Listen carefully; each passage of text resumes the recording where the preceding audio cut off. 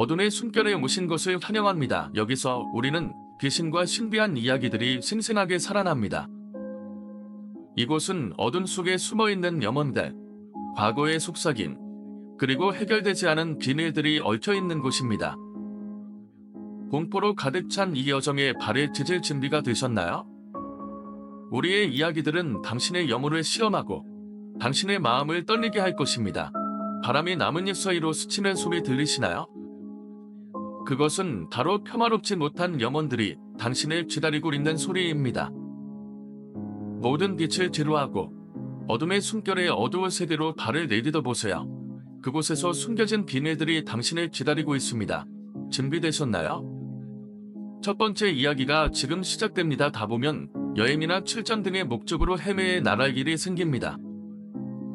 우리나라와 다른 문화를 직접 체험하는 것만으로도 너무 즐겁고 잊을 수 없는 추억이 되죠. 근데 오늘 이야기에서는 해외에서 겪은 섬뜩한 경험담을 들려드릴까 합니다. 공포학과 학생분이 어릴 적 독일로 여행을 갔다가 민박집에서 겪은 일인데요. 좋은 추억은 아니어도 절대 잊을 수 없는 기억이지 않을까 싶습니다. 가시죠. 안녕하세요. 공포학과 수업을 애청하고 있는 20살의 남성입니다. 여러 날처럼 공포학과님의 영상을 보고 있던 마중 어릴 적 해외에서 겪었던 이상한 일이 생각나 이렇게 제보하게 되었습니다. 당시 저는 초등학교 고학년의 어린 나이였는데 우연한 기회로 외가 친척들과 유럽 여행을 갈 수 있게 되었습니다. 현 시점에서 생각하면 어린 나이에 다양한 것을 보게 해주려는 목적으로 절 데려와 주신 게 아닌가 싶네요. 이러한 기회를 통해 저는 어린 나이에 다양한 국가를 여행하는 기회를 가질 수 있었는데 오늘 소개해드릴 이야기는 독일 여행 도중 묵었던 민박집에서 일어났던 일입니다. 저희는 독일 프랑크푸르트를 관광하기로 정해져 있어 해당 지역의 민박집에서 지내게 되었는데 40대 언저리로 보이는 한 남성분이 운영하시는 낡은 민박집이었습니다.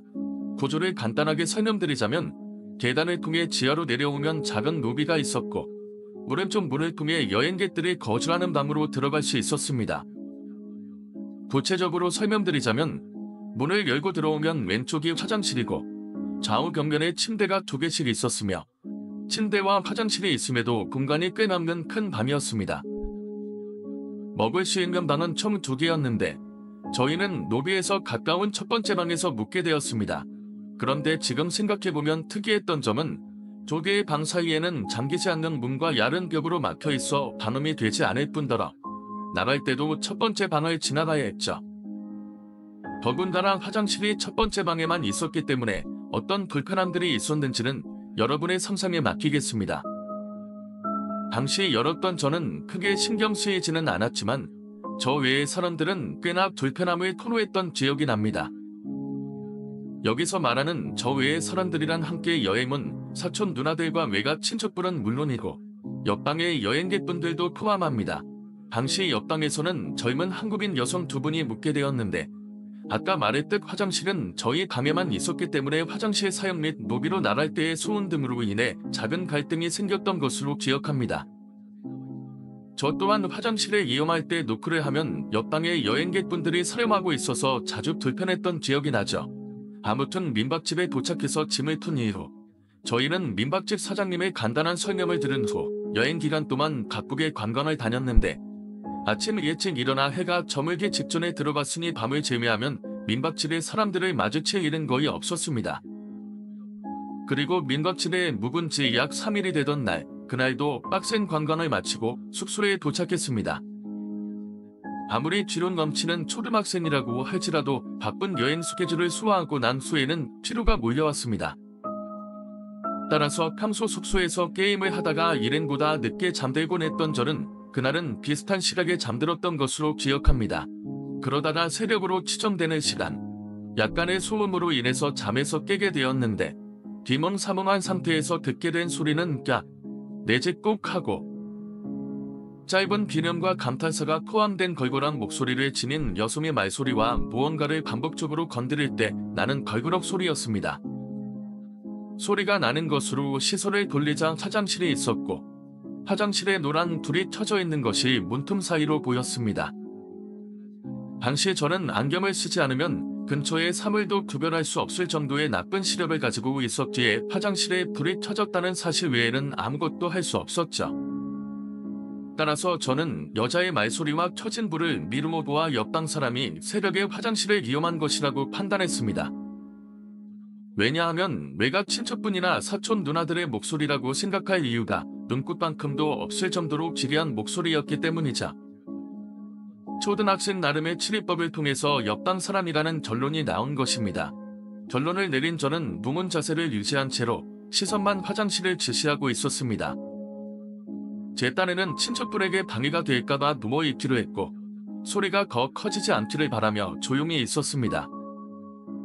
하지만 그때 화장실 문이 소리 없이 열리며 무언가 나오는 것 같은 느낌이 들었습니다. 기분이 좋지 않았고 경각심이 생겼습니다. 무언가 잘못되었다는 불안감이 밀려왔고 저는 다시금 시선을 화장실 쪽으로 고정했습니다. 그 순간 제가 기대하지 않았던 일이 벌어졌습니다. 고자질할 수 없으니 옆방 사람들이 화장실에서 나오면 약간의 눈치를 지려고 했던 미남이 났죠. 그런데 화장실 안의 소음은 더욱 심해졌습니다. 그 정도가 저를 제외한 다른 사람들이 왜 깨지 않는지 이해할 수 없는 정도였습니다. 결국 화장실 쪽으로 가려고 몸을 일으켰는데 놀랍게도 침대 스프링 소리가 나자마자 화장실에서 누나 한 명이 급하게 깨어 들어갔고 그 화장실 안에는 아무도 없었습니다. 결국 그날은 밤을 새다시피 보내게 되었죠. 아침이 밝자 저는 제가 겪은 일들을 일행들에게 말했지만 역시나 믿지 않았습니다. 옆방의 사람들도 새벽에 화장실을 이용하지 않았다고 했습니다. 저는 단순히 화장실 불이 켜져 있어서 생긴 오해라고 애써 생각하려고 노력했습니다. 그러나 넷째 날, 저는 제가 겪은 일이 착각이 아니라는 걸 확실하게 되었습니다. 그날도 역시 관광 후 저녁에 잠이 들었는데 가위에 눌린 채로 잠에서 깨게 되었죠. 당시 저는 자주 가위에 눌리곤 했는데 여행지에서까지 가위에 눌리게 된 것이었습니다. 이번에 깨고 보니 모비의 은은한 기침하게 새어들어오고 있었습니다. 앞서 언급했듯이 시력이 좋지 않아 자세히 보이지는 않았지만 어느 정도의 구조는 인식하는 정도였습니다. 그런데 이상한 물체가 시야 끝에 흐리게 잡히는 겁니다. 어두운 벽과 합쳐져 처음에는 무엇인지 인지할 수 없었으나 펄 같은 것이 삐죽삐죽하게 벽 밖으로 튀어나온 실루엣이 보였습니다. 그리고 그 형체는 일어나서 소리를 꼿꼿이 세운 채로 옆방 방향으로 향했습니다. 그때 제가 본 실루엣은 키가 성인 남성과 비슷했지만 깡마르고 푸시시한 긴 머리를 가진 것이었죠. 곧이어 옆방에서도 무언가가 다가오는 것을 알게 되었습니다. 노비 쪽으로 시야가 고정되어 있음에도 흐릿한 실루엣과 인기척으로 인해 알 수 있었죠.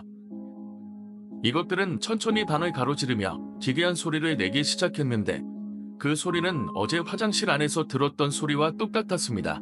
결국 어제 화장실에서 소리를 냈던 것이 저것이라고 판단하게 되었죠. 패닉이 온 저는 그대로 눈을 감고 가위에 눌린 채로 잠에 들려고 했었습니다. 다시 잠에 들기 위해 눈을 감은 저를 깨우기라도 하듯 어젯밤에 들렸던 소리가 들려왔습니다. 단월적으로 들려오는 무언가의 짧은 비명 소리, 장판을 걸어가는 들리는 쩍쩍 소리, 그리고 작은 대화 소리 등이었습니다. 이 모든 것이 제 머릿속에서 혼란스럽게 얽혀갔습니다. 과연 이곳에서 일어난 일은 무엇이었을까? 그 순간 머릿속에 떠오르는 두려움과 호기심이 뒤섞이면서 저는 다음에 무슨 일이 일어날지 감히 상상할 수 없었습니다. 여행은 순탄하고 즐거웠으나 그 민박 지내소의 경험은 제 마음속에 깊은 인상을 남겼습니다. 그날 밤의 공포는 단순한 꿈이나 환상이 아니다. 실제로 제가 겪은 일이었다는 사실이 더욱 소름 끼쳤습니다. 그 경험 이후로는 어둡고 좁은 공간이 더는 편안함을 주지 않았고 항상 불안한 감정이 따라다녔습니다. 여행이 끝난 후에도 그 민박진의 불빛과 소리, 그리고 그 형체들이 제 머릿속에서 떠나지 않았습니다. 가끔씩 꿈에서 그곳의 불빛과 기괴한 소리들이 다시 재생되곤 했고 저는 다시 그 공포의 밤을 경험해야 했습니다. 그러나 그 일은 저에게 지묘한 교훈을 남겼습니다. 새로운 환경에서의 경험이 언제나 즐겁지만 때로는 예상치 못한 일들이 일어날 수 있다는 것이죠. 그래서 앞으로 여행을 떠날 때는 조심스럽고 신중하게 선택해야 한다는 것을 깨달았습니다. 그 사건 덕분에 제 시각이 조금 더 넓어졌고 새로운 문화와 환경을 경험하는 것의 소중함을 알게 되었습니다. 여행이 끝난 후에도 그 지역은 저를 따라다녔지만 결국은 그 민박집에서의 경험이 저를 더욱 강하게 만들어 주었다고 생각합니다. 그 이야기를 여러분과 나누며 아마도 비슷한 경험을 한 분들도 있을 것이라 믿습니다. 그러므로 언제나 안전하고 즐거운 여행이 되길 바랍니다. 해외여행 중에 겪은 강렬한 사건은 정말 잊을 수 없는 추억으로 남는 것 같아요. 특히 독일에서의 경험처럼 기괴하고 신비로운 일이 있다면 그 지역은 더욱 선명하게 각인될 수밖에 없죠. 말씀하신 대로 여행지에서 만나는 현지의 귀신이나 괴물은 한국에서의 경험과는 많이 다를 수 있습니다. 생김새나 행동 방식, 심지어 사용하는 언어까지도 다르기 때문에 더욱 신비롭게 느껴질 수밖에 없죠. 이런 경험들은 종종 문화적 차이나 지역적인 특성과 관련이 있을 수 있습니다. 그래서 귀신에 대한 인식이 각 나라마다 다르고 같은 현상을 다르게 해석할 수 있죠. 예를 들어 한국에서는 귀신이라고 생각되는 존재가 다른 나라에서는 괴물이나 악령으로 인식될 수 있습니다. 또한 해외여행에서의 기괴한 경험들은 사람들에게 다양한 이야기와 교훈을 주기도 합니다. 특히 이런 예들을 통해 우리는 다른 문화와 신념 체계에 대한 이해를 넓힐 수 있고 사람들의 다양한 경험에 귀를 기울일 수 있는 기회를 얻기도 하죠. 그런 의미에서 그 사건은 단순히 불행한 일이 아니다. 이후 여행을 떠나는 데 있어 조심스럽고 경계하게 만드는 계기가 되었던 것 같습니다. 앞으로도 이런 경험들을 통해 더 많은 이야기를 나눌 수 있기를 바랍니다. 어둠의 숨결을 시청해 주셔서 감사합니다. 오늘 이야기가 여러분에게 짜릿하고 오싹한 순간을 선사했길 바랍니다. 이 영상이 마음에 드셨다면 좋아요를 누르고 친구들과 공유해 주세요.